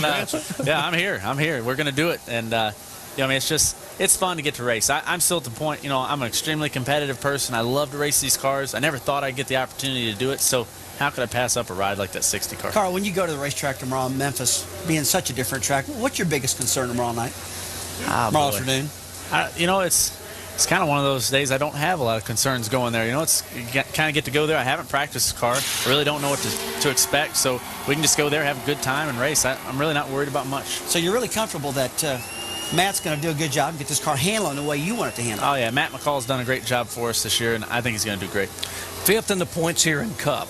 After your win at Dover, the fact the last few laps at Dover, we're talking about a guy that could possibly win both championships. Have you thought about that? I realize you're back a little bit in 5th, but the Busch title seems like it's going to happen in this week or next. How about the Cup championship? What would it mean to do both? It'd mean the world. It'd mean, to be able to do that, I think it'd be the greatest accomplishment in American motorsports. So hopefully that can happen. If it's not this year, maybe next year. But, hey, we're going to do everything we can to make it happen this year. Dale Earnhardt Jr., who didn't make the chase this year and certainly had some struggles, 7 DNFs, 6 of which were engine-related. Had a bit of an engine issue last week at Martinsville after running so well early on. We told you he's already a pole sitter and a winner at this racetrack. Well, take a look at this. He's tracking first right now. Got a good-looking run off of turn 3. Yeah, seriously good look. Looks like that tracker, we got a good reference lap there with Biffle, and he's real close. He's going to run a second one, I guarantee it. There he comes, 5th quickest, first time by to 28.952 seconds for Dale Earnhardt Jr. Can he get it done? The car looks good. It's not jumping around, doesn't look loose. Right on the bottom of the racetrack. And, Carl, I like how low that front end is running on the racetrack. It looks good. You said it, man, and it ran a perfect line through 1 and 2. He got a little low there maybe, but he knows it. He's done. Man, that's as good as you can drive around there. It's hanging out. Did a good job. 98.95 P5 right there. Good work. Doing that, rolling over more. It didn't feel like about 2 sets. He's got to be happy with that one. 5th quick. A lot of drivers talking tonight about how they're confused. You're driving their brains out and they're not getting the speed, but he did. And you heard him say something about it rolling over. I think he might be talking about the way the tires kind of roll over and fold and stuff. And that's kind of what I said the first thing when I went out. I said, man, this feels so different than that tire we've been running. So, I think that might have been something they were struggling with a little bit. It seems like each set of tires sometimes has its own little characteristics or personality. And, not to say that there's one good set or bad set, but a lot of times these tires are not just exactly the same when you put a new set of tires on. Right, I've learned that. And it's just at a place like this, though, it's hard to point out to one little thing because, like everybody said, the track's wavy, there's bumps, there's tires, it's cold. It's hard to say what it is. Well, Carl, we appreciate you coming by. We know you've got a very busy weekend here, and you're going to be here tomorrow for a happy hour and then zip up to Memphis, and we'll be watching tomorrow afternoon, 3 o'clock Eastern time, as you go after that inaugural Busch Series championship, and then back here on Sunday for the Cup. We appreciate you taking time out of your busy weekend to come in and chat with us. Thanks, guys. It's been fun to sit up here. I've learned a little bit watching this, so Carl, thanks. Thank you very much. Been a lot of fun, buddy. The next time I talk to you will be tomorrow on the parade lap at Memphis, Tennessee, because you're in race reporter. All right, that'll be fun, man. I'll talk to you then. Okay, buddy. Carl Edwards coming by to join us here. He'll be in Memphis, Tennessee tomorrow afternoon. Marty Reed, Randy LaJoy, Rusty Wallace will be up there. Alan Bestwick and company as we'll be covering the NASCAR Busch Series event to see if Carl can win that Busch title. He'll come back here where right now he currently sits 15th in the qualifying grid of the 41 cars that have gone out. Johnny Sauter, by the way, clocking in 33rd quickest. That time by 29.484 seconds for Johnny. It's like he struggled a little bit with his lap there, too. The back end of that car looked real tail happy. Got a locked-in spot, though. Won't have to worry about that, but he's going to be starting back a ways. A lot of cars with tail happies today, haven't we? Jumping around, mostly on the entry of turn 1. These guys have been cutting in real early and getting loose. Here's a guy we talked to just a few minutes ago. We talked about coming off that great run A.J. Allmendinger had at Charlotte, where he finished 15th. He was the first time this year he's been the highest in finishing rookie. A.J. did not get a chance to qualify, practice or qualify here to make the show back in the spring. But in practice, Allmendinger was very good. In fact, he was in the top 15 overall in speeds. You don't have to worry about this guy standing on the gas, I can tell you that.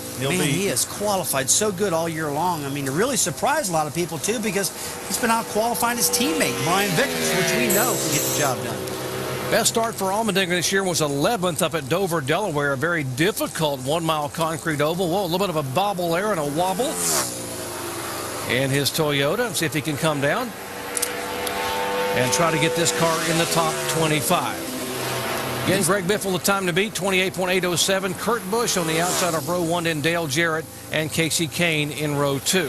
These guys that have to make it on speed don't have the luxury of saying, okay, I've got a little bobble there, I'll just bring it home. They've got to keep going hard. They got to stand in the throttle and try to bring it around and make a fast lap. They just got all this pressure on them. They don't have the luxury of just being able to say, okay, that's good enough. And he goes into qualifying. He said, I close my eyes, and I hope I make it out the other end. You know, he's just so much pressure, like you said. He's got to pick it up right here if he's not going to make the race. That first lap's not good enough.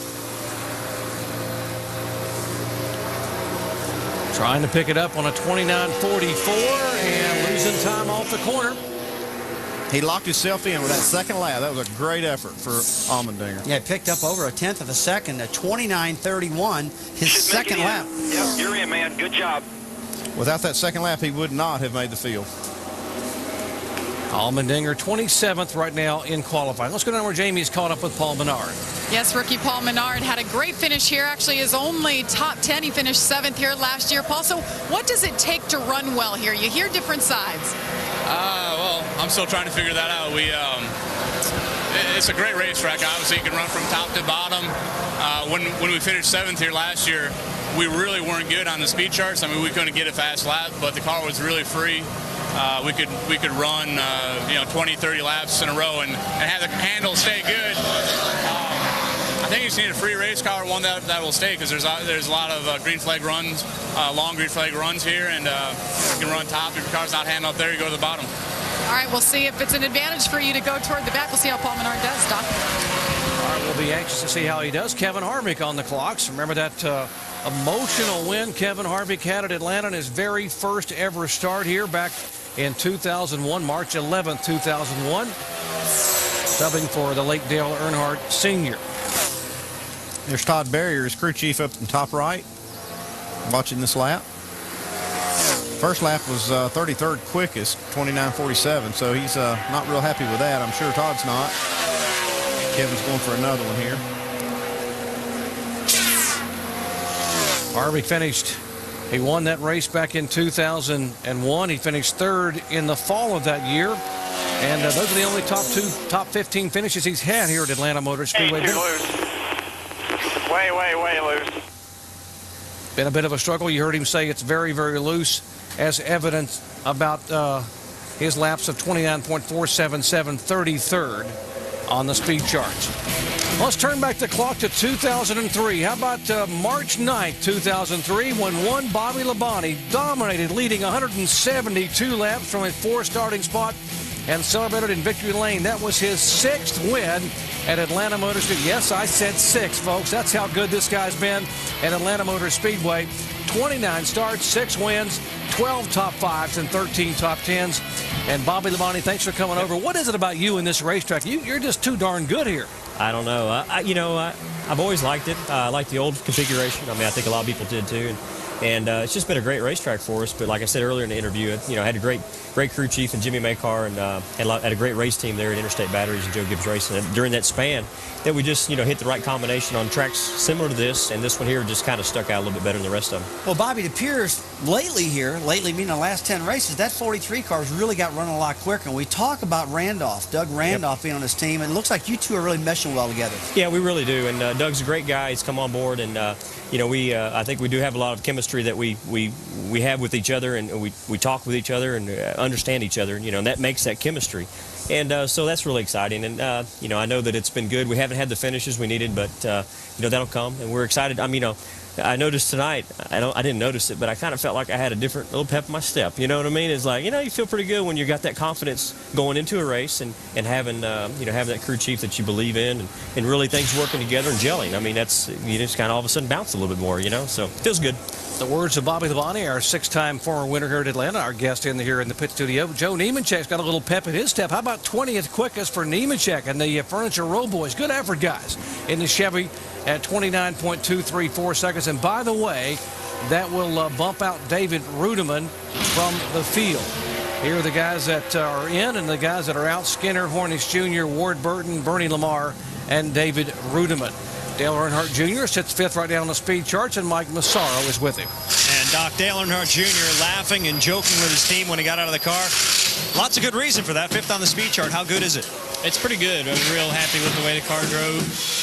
We had 3 sets of tires for practice, and you got to pick one to qualify on. I think if we had one of the other 2 sets, we might have done a little bit better. This set was quite different than the other 2, but pretty happy. You know, we always run good here, and we always race good here. These guys are pumped up and got a great attitude about this weekend, and so I think we're going to have another good weekend. Not only do you race good here, but you've been pretty close the last couple of weeks, so you look pretty sporty. Is this the week that slump ends? Oh, I don't think so. You don't think this is the week it ends? The slump or the sportiness? I think we'll keep running good. We're a good team. You know, we'll run good. We always will. We always have, and we'll continue to run good. I just want to. I want to get into victory lane. These guys are hungry. We're trying really hard. We haven't packed it in.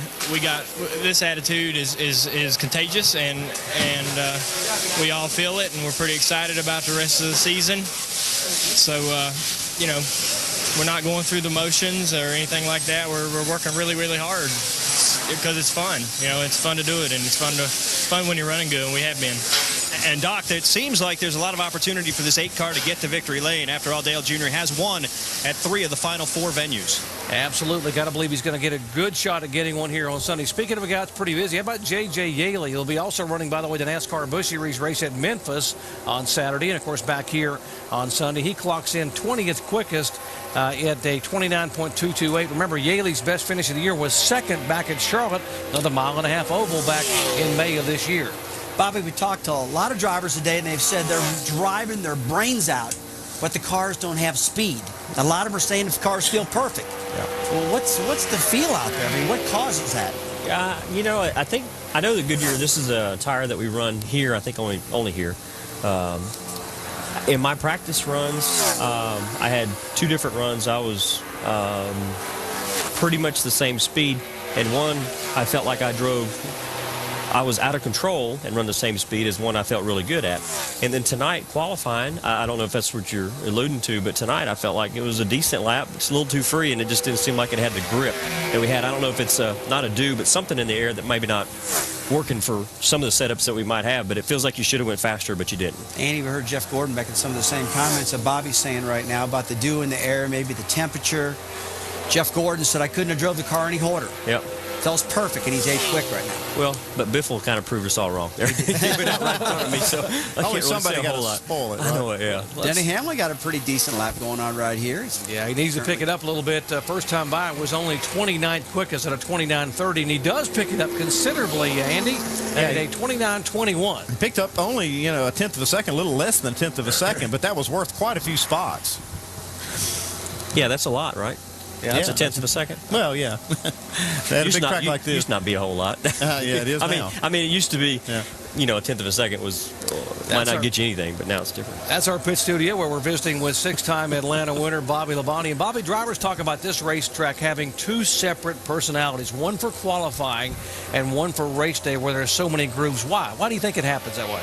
It's the racetrack is the asphalt is war, and I mean that's what makes for great racing here. A lot of times we go places where it's harder to pass, or, you know, you're going to have a caution here on 10 laps in. You might probably go and get tires. You know, you're going to get some fuel. Charlotte the other week, you saw 2 tires, no tires, gas. left side tires. I thought I'd just get a right rear one time just for the heck of it. You know, I mean, we're here, you know, the abrasiveness of the racetrack, you're going to have to get 4 tires. And that makes for great racing, too. And I mean, I'm sending a message, but that makes for great racing, too. And I mean, I think that's what we see here a lot. I mean, it just, you know, you're going to go fast tonight, but tomorrow in practice, you're going to back up a lot. You know, you're going to back up a second or 2 seconds at some point in time. And, you know, that makes a car that's faster go faster and a car that's slower, you know, be slower. And you see passing. This has always been one of the racetracks that Goodyear's had a real challenge to make a tire that will last a whole fuel run. Yep. And now with the smaller fuel cells, it's been a little less of an issue. But it's still, this racetrack is so abrasive, like you said, that the tire wear, I mean, you want to, every time the caution comes out, you really almost have to get tires because of the tire wear. Yeah, like Darlington. I mean, you know, Darlington, Rockingham were the same way. And I thought they had their own personality. Darlington just don't, you can't have it because you're just not wide enough, but Rockingham did. We talk about multiple grooves and the fact that you can run 3 wide here. And also this track is very conducive to great finishes over the years. We talked about the finish we had back when Kevin Harvick won over Jeff Gordon. How about turning back the clock to 2001? Dale Earnhardt Sr. in the 3-car, Bobby Labonte, 2000 I should say, back in the spring of 2000. And Bobby Labonte comes down and the margin of victory for Earnhardt is 1/100th of a second. Right there, Earnhardt takes the win. Yeah, I was on the bad end of that one. Obviously, I didn't use up enough racetrack. Should use his left side doors a little more than my right side. Also, we were talking about a 1/10 of a second. That's 100th of a second. Yeah, that's a lot of difference between first and second. And it seems like all these victories have been won on the top side of the racetrack. All that momentum off of turn 4. It really is, and you know, that's what's so great about this racetrack. The way it's laid out is that you got a lot of corner, and you can get up there against the wall. And you know, I mean, we've seen it happen here. You just get up there and almost ride the right rear on it. So it makes for a lot of fun. And you're right. You know, I think I lost a truck race the same way to Ron Hornaday, trying to go by him on the inside. But anyway, so it does make for great finishes, obviously, and it's a great place to race. Here's a guy who understands great finishes. Remember the season opener in Daytona, Harvick and Mark Martin at the Daytona 500. Mark Martin trying to start his 44th ever event at Atlanta Motor Speedway, driving the 01, the U.S. Army car for Dale Earnhardt Incorporated. We'll see what Mark can do here in qualifying. Great lap, 12 quick. 29:10. You know, Mark always seems like he qualifies good here, guys. He gets around this racetrack good, and the track really suits him. I talked to him. He said, I love coming to Atlanta, Russ. I like those multi-grooves. He said, qualifying's tough, but boy, when I get to race, I like to put that thing right against the wall. And Bobby, is that the preferred groove when you get racing here right on the top? Not always. You know, it seems like if you can get your left side tires on the white line through 1 and 2 and 3 and 4, you know, if you get it hooked there and your car's set up right, you can ride that line for a long period of time. As the race goes on and your tires are getting more wore out, you kind of ease up a little bit towards the racetrack. Tomorrow morning, Dale Earnhardt Jr., I'm sure in 4 laps will be up against the wall, just because he probably has his car set up for like that. You know, a lot of times you'll run the bottom, and then you'll go as the tire run goes up the racetrack. So that's what's so good is that a guy can go up there right away. You might stay in the middle for a little bit, or you can go low if you need to pass somebody. Our guest won Bobby Labonte, and he drives the 43 car for the King, Richard Petty. And folks, I don't care how long Richard Petty's been retired, everyone loves that 43 car, and there's a ton of Bobby Labonte fans here in the Atlanta area. They'd love to see him win it on Sunday. It's good. Back at Atlanta Motor Speedway, Bud Pole qualifying has concluded here, and folks, a driver that had waited 58 races to get a pole needs to wait no more, because one Greg Biffle is the 16th different pole sitter in 2007, his 4th career pole, and he's standing by with Mike Massaro. And Doc, right after he got out of the car, he described that lap as cautious. Did you think it would stand up for the pole? Well, I was just saying that in case anybody was watching. I stood on the gas on that lap, but, you know, I was a little bit cautious coming through 3 and 4, getting to the green flag. But, you know, I knew that it was going to be tough to beat that lap.